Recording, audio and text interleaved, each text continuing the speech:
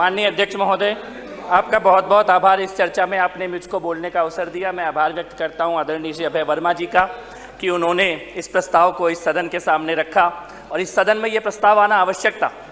इसी सदन में खास तौर पे आना आवश्यक था क्योंकि इसी सदन में कुछ समय पहले तक ऐसे पापी और भ्रष्टाचारी बैठे थे जो यहीं से खड़े होकर सेना से सबूत मांगते थे और आज वो इस सदन में क्या दिल्ली से ही भाग गए। इस सदन की पवित्रता के लिए, इस सदन की पवित्रता के लिए ये प्रस्ताव आना आवश्यक था। माननीय अध्यक्ष महोदय, मुझे इनका रोना, इनका प्रलाप, इनका विलाप समझ में आता है। ये सदन में रो रहे हैं, घर में तो ये चूड़ियां भी तोड़ रहे थे। जब आतंकवादी मर रहे थे ये चूड़ियां तोड़ रहे थे।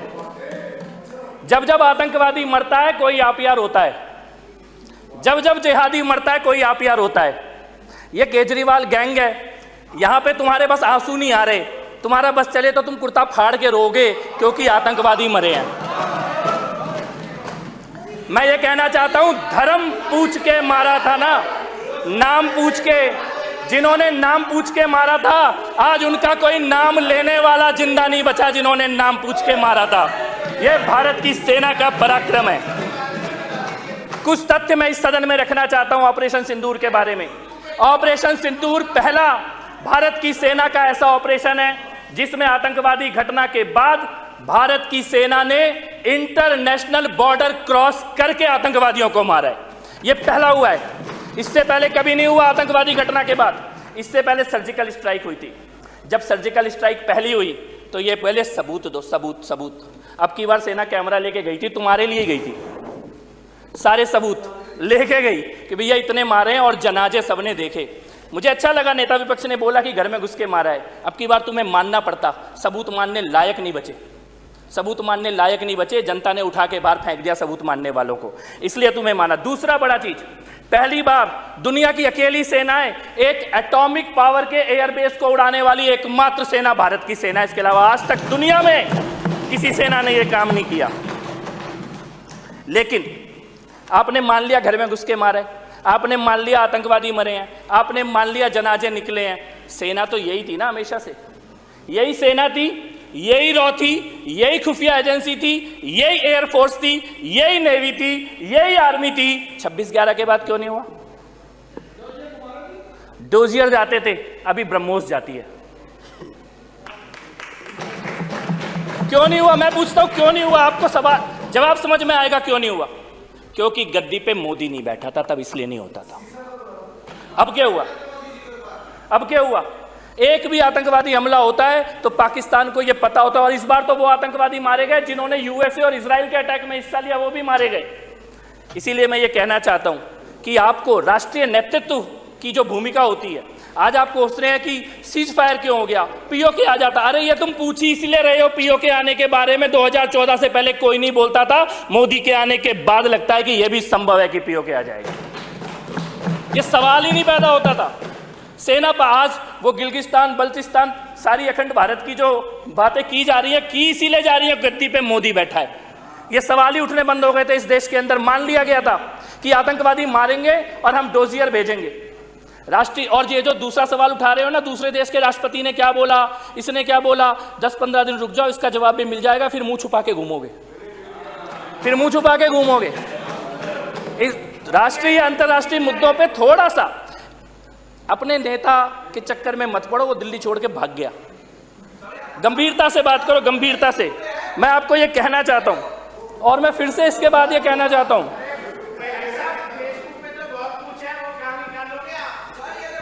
तुम्हारे पेट देखो, मेरे को पता है तुम रोने वाले हो, मत रो, इसी में तुम्हारा भला है।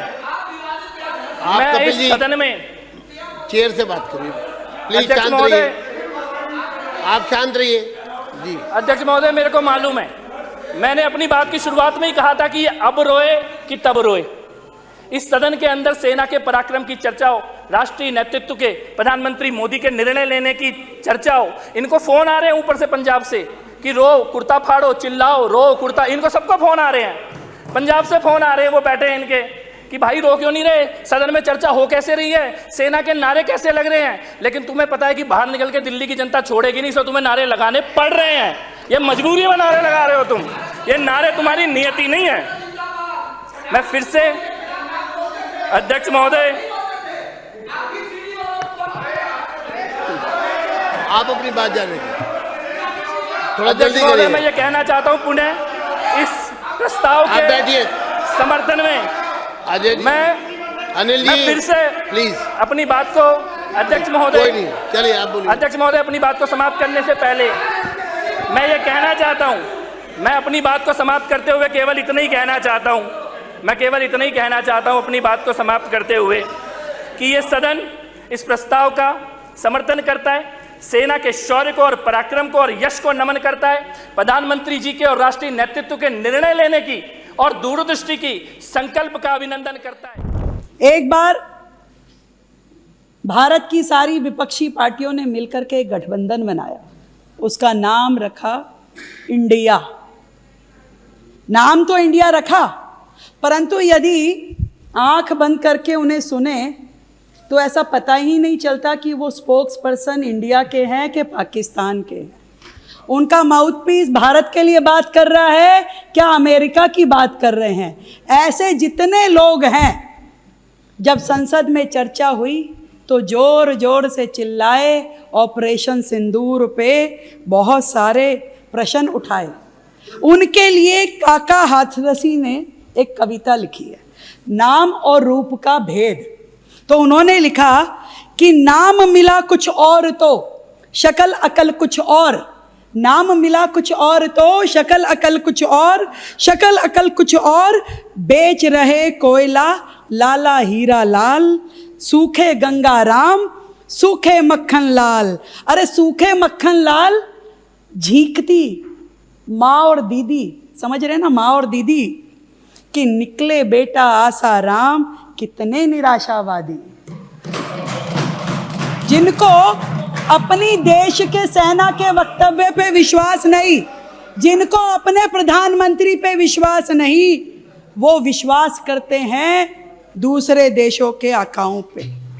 और वो जो दीदी, राष्ट्रीय दीदी, श्रेय की बात कर रही थी कि देखिए मोदी जी को इसका श्रेय चाहिए, मोदी जी को इसका श्रेय चाहिए। मैं पूछना चाहती हूँ, 1947 से आपकी सरकार दिल्ली में, देश में राज कर रही है।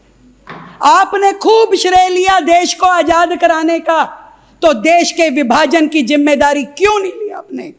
आपने खूब श्रेय लिया कि भारत को हमने जिताया, भारत को हमने आजाद कराया, तो जब कश्मीर जो भारत का हिस्सा था और पाकिस्तान उस पर कब्जा कर रहा था, तो आपने उसकी जिम्मेवारी क्यों नहीं ली? ये आप लोग थे, कांग्रेस की सरकार थी, जिसके कारण से भारत के कश्मीर पे पाकिस्तान ने कब्जा किया और तत्कालिक प्रधानमंत्री उनके अपने नाना यूएन के पास दौड़ दौड़ के मध्यस्थता करा रहे थे और पूरा का पूरा कश्मीर का वो हिस्सा, 13,000 किलोमीटर का वो हिस्सा पाकिस्तान को दे दिया। तब जिम्मेवारी उन्होंने क्यों नहीं ली? उन्होंने 1962 के भारत चीन के युद्ध की जिम्मेदारी क्यों नहीं ली? जब बिना हथियार के, बिना ठंड के कपड़ों के, बिना बारूद के हमारी सेना के हजारों सैनिक मर गए, तब उन्होंने जिम्मेवारी नहीं ली, बातें करते रहे। मैं पूछना चाहती हूं, 1965 में जब भारत और पाक का युद्ध हुआ, तब क्यों ये सरकार दबाव में आई थी? जीती हुई जमीनें वापस कर दी, समझौते कर लिए गए, मध्यस्थता करवाई यूएन और यूएस की, तब किस दबाव में थी? तब क्यों जिम्मेदारी नहीं ली?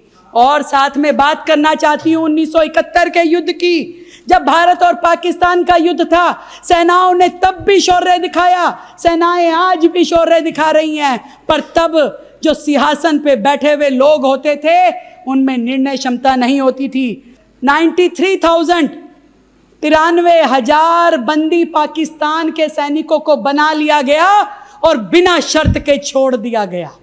ना तो उसके बदले में पीओके मांगा गया, ना ही 54 सैनिक जो भारत के पाकिस्तान के पास थे उन्हें मांगा गया। मैं पूछना चाहती हूं, उसकी जिम्मेदारी क्यों नहीं याद आई मैडम को? जब वो संसद में खड़े होकर के बोल रही थी, तब क्यों शिमला समझौता कर लिया गया? मैं पूछना चाहती हूं, 1984 में जब प्रधानमंत्री इंदिरा गांधी जी की मृत्यु हुई और तत्कालिक उनके बाद के प्रधानमंत्री राजीव गांधी खड़े होकर के ये कह रहे थे कि बड़ा पेड़ गिरता है तो धरती हिलती है, तब उन्हें जिम्मेदारी का बोध नहीं था कि उनके इस एक वाक्य ने पूरे के पूरे भारत में हजारों सिखों के घर बर्बाद कर दिए, उनका कत्लेआम कर दिया। उसकी जिम्मेदारी उन्होंने क्यों नहीं ली? और उसके बाद से लेकर के जब तक मोदी जी की सरकार नहीं आई, कश्मीर घाटी में रोज पत्थर फेंके जाते थे, रोज कत्लेआम होते थे, रोज भारत बदनाम होता था। उसकी जिम्मेदारी उन्होंने कभी नहीं ली, तब भी वो चुप रहते थे। और इतने सारे कश्मीरी पंडितों का नरसंहार हुआ, पलायन हुआ, तब उनसे जिम्मेदारी नहीं ली गई। आज वो बात करती हैं कि जिम्मेदारी लीजिए। जिम्मेदारी लेने के बाद ही तो यहाँ बैठे हैं। और वो सांसद जया बच्चन जी वरिष्ठ सांसद हैं, बात करती हैं कि काल्पनिक लगती है ये सारी घटना। मैं उन्हें बताना चाहती हूँ आज इस सदन के माध्यम से, अभिनय की कला अलग है और संसद की गरिमा अलग है। उनके द्वारा कहे हुए ये शब्द सीधा सीधा सेनाओं का अपमान है जब वो कहती हैं कि एक पूरा का पूरा दृश्य काल्पनिक लगता है। मैं कहना चाहती हूँ कि वो सैनिक जो अपनी जान हथेली पे लेकर के सरहदों पे लड़ते हैं, वो उन्हें काल्पनिक लगता है। वो कहती हैं इसका नाम सिंदूर क्यों रखा गया?